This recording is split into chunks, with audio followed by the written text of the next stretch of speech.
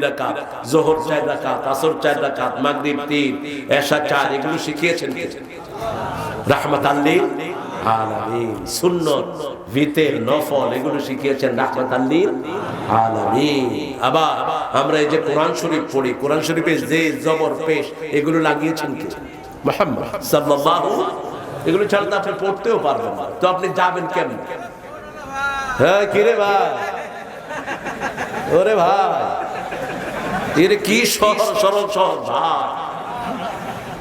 এরকম সরল মানুষের দাম আল্লাহর কাছে বেশি না কম? সহজ। কাজী আমাদের একজন আলেম বললেন, তার এলাকায় একজন লোক ছিল, তার ছেলে রাজাকারে গিয়েছে, তো মুক্তি বাহিনীর লোকেরা গিয়ে তার বাড়িতে হানা দিয়েছে। এই তুমি কই বাইর?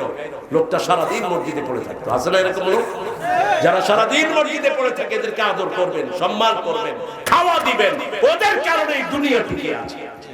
রাসূল বলছেন 2 প্রকারের লোকের কারণে দুনিয়া আছে। কয় প্রকার? এক হলো আবিরুনাল মাসাজিদ, যারা মসজিদ আবাদ করে, আর এক হলো মুস্তাগফিরিনা বিল আসহার, সকাল বেলায় ফজরের আগে উঠে গুনগুন করে আল্লাহর কাছে কাঁদে। এই 2 প্রকার লোকের জন্য দুনিয়া টিকে রেখেছেন কে? গিয়ে মুক্তি বাহিনীর ভাইয়েরা দরজা মেরেছে। উনি ভাত খাচ্ছিলেন, কয় একটু অপেক্ষা কর, আমি ভাতটা খাইয়া নিই। ভাত খাইতে খাইতে 15 মিনিট শেষ, আবার মারছে, কয় এরকম করস, একটু পান খায় আবার মারছে, কয় একটু চূর্ণ লাগে না, এরকম করস। অনেকক্ষণ পরে আসছে, ওর ঘাড়ে ধরছে, কয় তোর ফোলা কই? কয় ফোলা কই আমি জানি কেন, আল্লাহ জানে। কয় খবর দিবি, নইলে মেরে ফেলাবো। নিয়ে গেছে নদীর পাড়ে। মুক্তি বাহিনীর মধ্যে ভালো লোক ছিল কি ছিল?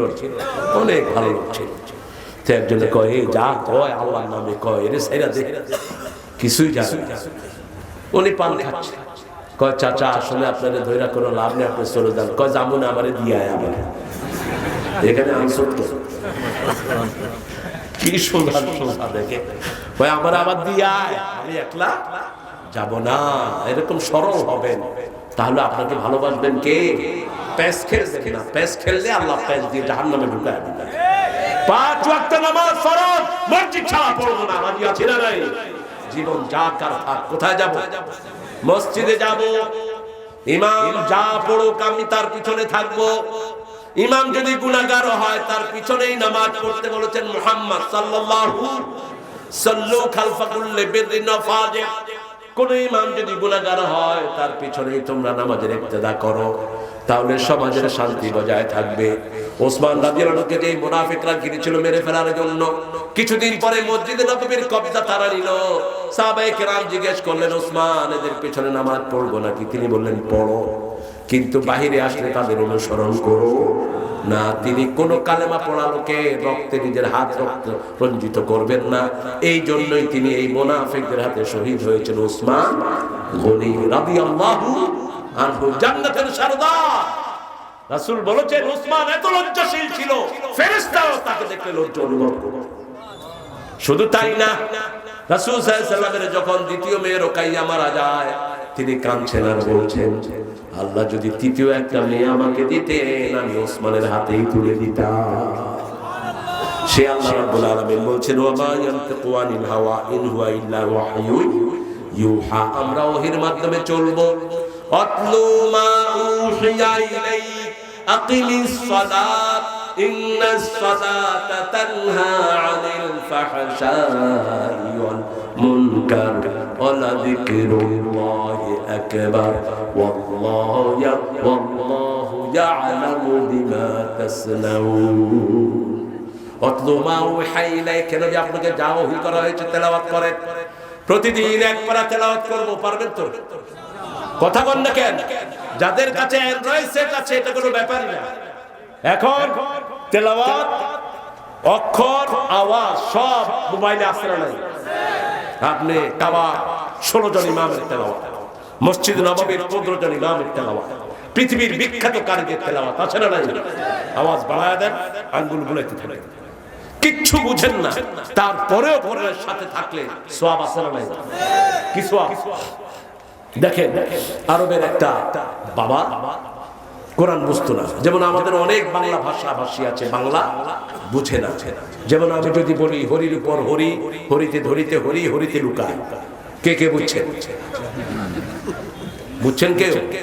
ওগো তটনি তব তটের, ওগো কান্ডারি তব তটিনী কুলে ভিড়াও। বাংলা ভাষা। ব্রজবতী খেলে হরি, খেলে আনন্দ নব ঘন শ্যাম শাখে, ব্রজবতী খেলে হরি। কি বুঝছেন?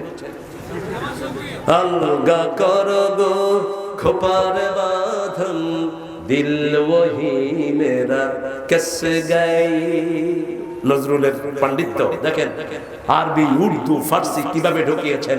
আমি বিদ্রোহী রণক্রান্ত, আমি সেই দিন হব শান্ত, উৎপীড়নের কন্দল ডোল আকাশে বাতাসে ধরিবে না। সূরা নিসার এক আয়াত ঢুকিয়ে দিয়েছেন, ওমালাকুম লা তুকাতিলুনা ফি সাবিলিল্লাহ। কত আগে নজরুল লিখছেন, জগৎটাকে দেখবো আমি আপন হাতে মুঠোয়। কত আগে লিখছেন, কবিদের কাছে ইলহাম হতো। এই পাগলা আবার লিখছেন, আল্লাহ আমার প্রভু আমার নহি নহি ভয়, আমার নবী মুহাম্মদ যাহার তারিফ জগৎময়। আল্লাহ আমার প্রভু আমার নহি নহি ভয়, আমার কিসের শঙ্কা, কোরআন আমার ডঙ্কা, মুসলিম ইসলাম আমার ধর্ম, মুসলিম আমার পরিচয়। আরো আস্তে কন্যা আল্লাহু আকবার। এই হাফেজ সাহেব উঠলেন কেন? আবার এই কবি লিখছেন, অন্ধকারে এসেছিলাম, থাকতে আধার যাই চলে, ক্ষণিকে ভালো বেসেছিলাম, চিরকালের নাই হলে। আমরা বাংলা ভাষাভাষী কিন্তু বাংলা অনেকটাই বুঝি না, ঠিক না ঠিক? রবি ঠাকুর লিখছেন, প্রিয়ার প্রেমের লিপি লেখনে তরে হে বলাকা, সুদূর দিগন্ত হতে এনে দাও একখানি ঝরা সাদা পাখা। আমারও পরানো জানা চায়, বিখ্যাত না গ্রাম ছাড়া ওই রাঙা মাটির পথ। গোলাম মোস্তফা লিখছেন, তুমি যে নূরের রবি, নিখিলের ধ্যানের ছবি, তুমি না এলে ধরে জিলাপি দিব এখন। এটা কইলেই তখন আমরা জিলাপি খাওয়ার জন্য রেডি হতে হবে। একটু পরেই আসছে জিলাপি করতে। আমি তো আগে মনে করতাম এটা বোধহয় দুরুদি, ছোট থাকতে। শেষে দেখি যে গোলাম মোস্তফার লেখা অসাধারণ। নিখিলের চির সুন্দর সৃষ্টি আমার মুহাম্মদ রাসূল, আমার মুহাম্মদ রাসূল, কুল মখলুকাতের গুলবাগে যেন একটি ফোঁটা ফুল, আমার মুহাম্মদ রাসূল। রাত পোহাবার কত দেরি, পাঞ্জেরি এখনো তোমার আসমান ভরা মেঘে, সেতারা হেলাল এখনো উঠিনি জেগে, তুমি মাস্তুলে আমি দাঁড় টানে ভুলে, অসীম রাতের শূন্যতা ঘেরি পাঞ্জেরি। বুঝবেন বুঝবেন ওই বাপ কোরআন নিয়ে বসে থাকতো, ছেলেরা বলতো আবুয়া আনতা জালিসুন বিল কোরআন লা তাফহাম শাই, তুমি কোরআন নিয়ে বসে থাকো, কোরআনে কিছু বুঝো না। কবুলাইয়া ইনতাযির, একটু অপেক্ষা করো, জবাব দিচ্ছি। খলই চিনেন? খলই ওই যে মাছ ধরে রাখেন, খালই খালু খালই খালই, যাক মাখরাজ আপনাদের টাইটেল খালই। তো ওই খালতে পানি রাখলে কি থাকবে? একটা খালুর ভিতরে কয়লা ছিল, কি ছিল? কয়লা। আরবি একটা গল্প। তো বাপ বলছে এই খালই দিয়ে নদী থেকে পানি নিয়ে আসে। তখন ছেলেরা বলছে যে বাবা পানি তো থাকবে না। বলছে যা বলছি তাই কর, একদিন 2 দিন 3 দিন ছেলেদেরকে 3 দিন পরে ডাকলো, কোথায় আমার ছেলেরা আসো। খলই কই, কই যে খলই, কালি কই, কালি কই, ধুয়ে গেছে। কালি কি হয়েছে?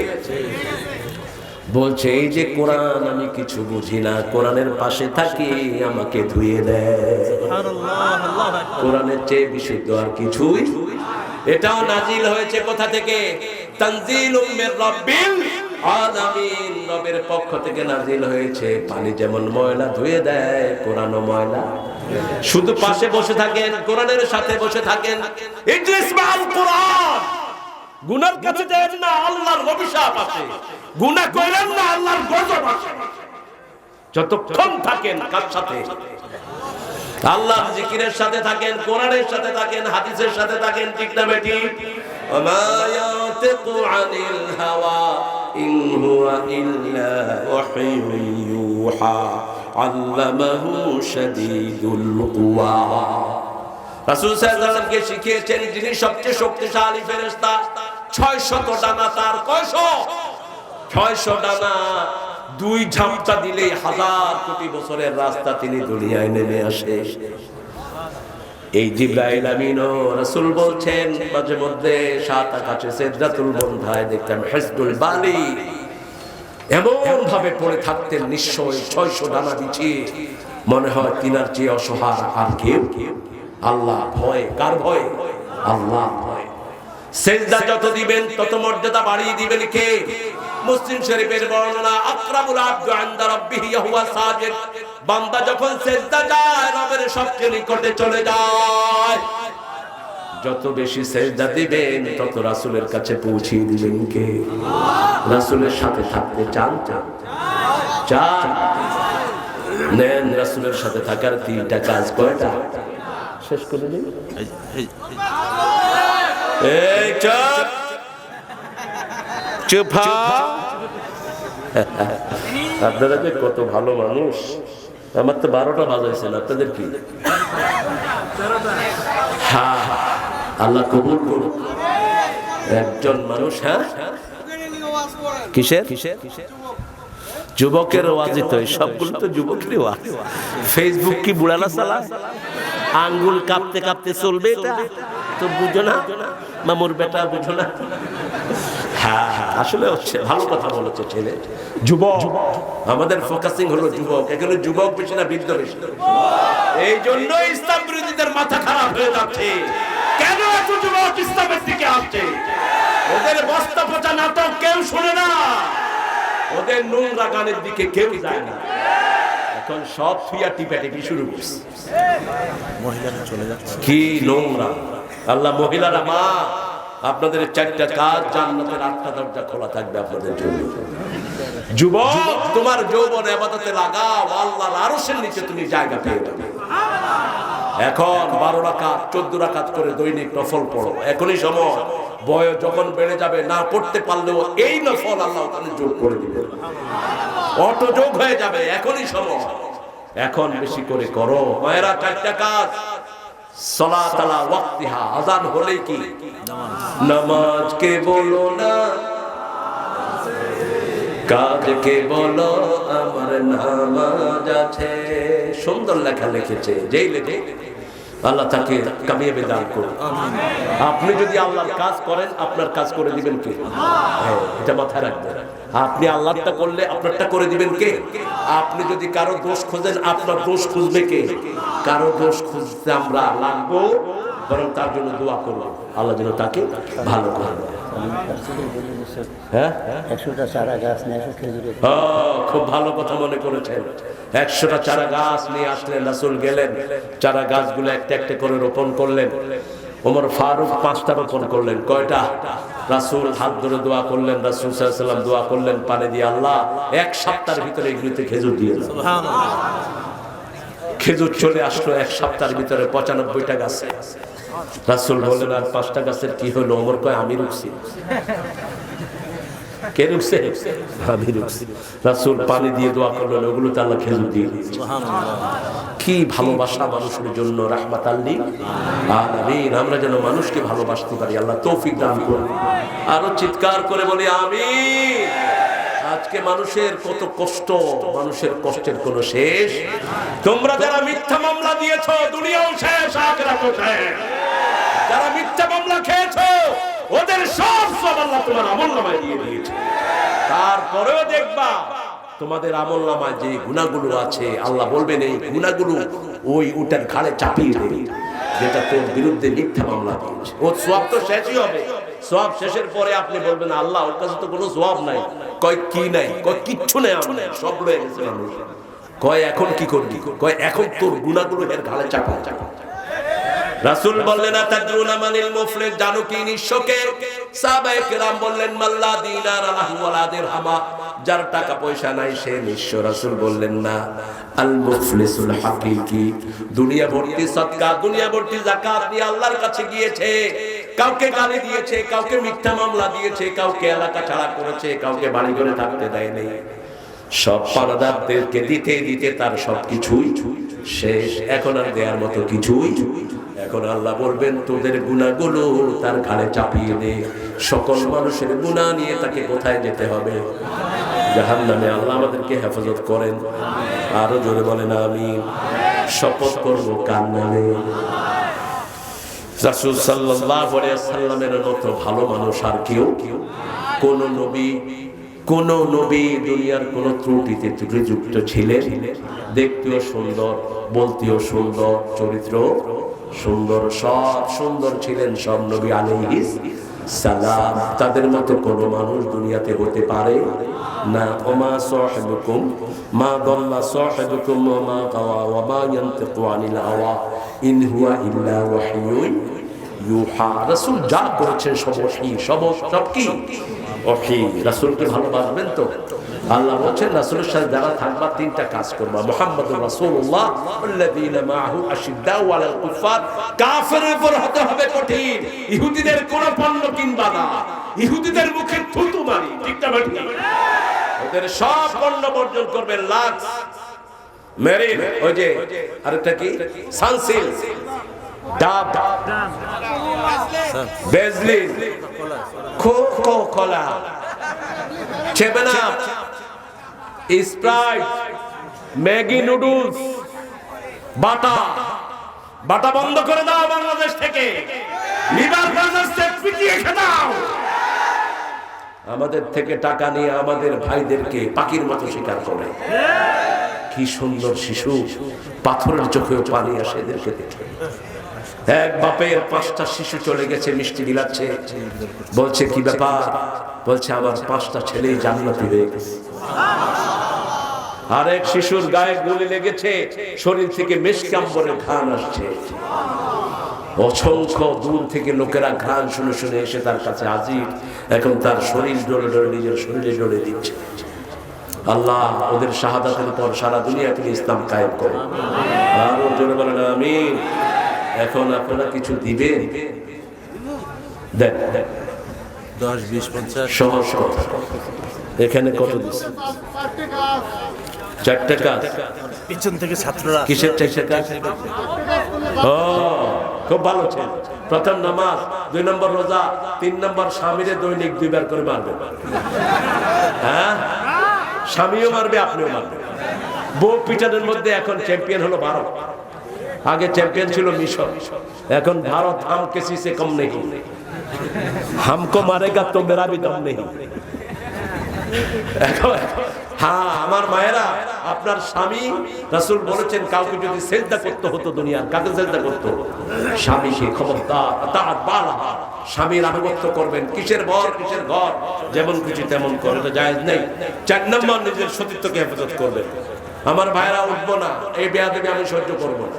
আমি বসে আছি, আপনাদের মেহমান, আপনারা উঠবেন না, মোনাজাত করে উঠবেন। আসসালামু আলাইকুম হুজুর, আমরা 2 ভাই আমাদের মৃত বাবা মায়ের জন্য 1800 টাকা প্রদান করলাম। আপনি আল্লাহ তাআলার ব্যক্তি, আপনি আমার বাবা মায়ের জন্য দোয়া করবেন ইনশাআল্লাহ। আল্লাহ ওনার আব্বা আম্মাকে জান্নাতুল ফেরদাউস দান করুন। আবুল হাশেম সাহেব 1000 টাকা দিয়েছেন, আল্লাহ কবুল করুন। 200 দেন। আপনারা যারা উঠে যান, দাবি রাখবো আমি। আবুল হোসেন মেম্বার, পিতা আজার আলী, ঠিকানা উল্লাপাড়া, নগদ 1000 টাকা।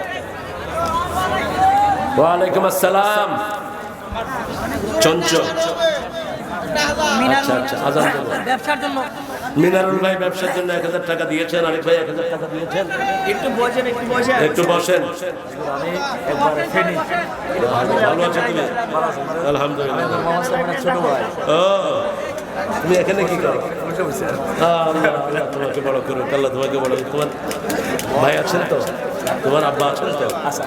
ভাই আর বাপের নামে হ্যাঁ কি নাম? মহাবুল মহাবুল ভাই আর বাপের নামে দোয়া চিনছেন। আপনারা উঠে গেলেন কেন এরকম? এটা তো ভালো হলো না। চঞ্চল দাসুরিয়া পুরাতন ট্রাফিক মোড়, তার বাবা এবং মৃত হায়দার আলীর জন্য 1000 টাকা তিনি দান করেছেন। আলহামদুলিল্লাহ। দুইটা পাঁচটা, এটা আসলে আপনাদের এখানে কালচার। বীর রায়হানের ছেলে বাবু 2000 টাকা দিয়েছেন, বীর মুক্তিযোদ্ধা। আপনারা দিতে পারছেন না, কিন্তু ওইভাবে বিশৃঙ্খলা করবেন না, উঠে যায় না। সবার জন্য দোয়া হবে, পড়েন না সুবহানাকা আল্লাহুম্মা ওয়া বিহামদিক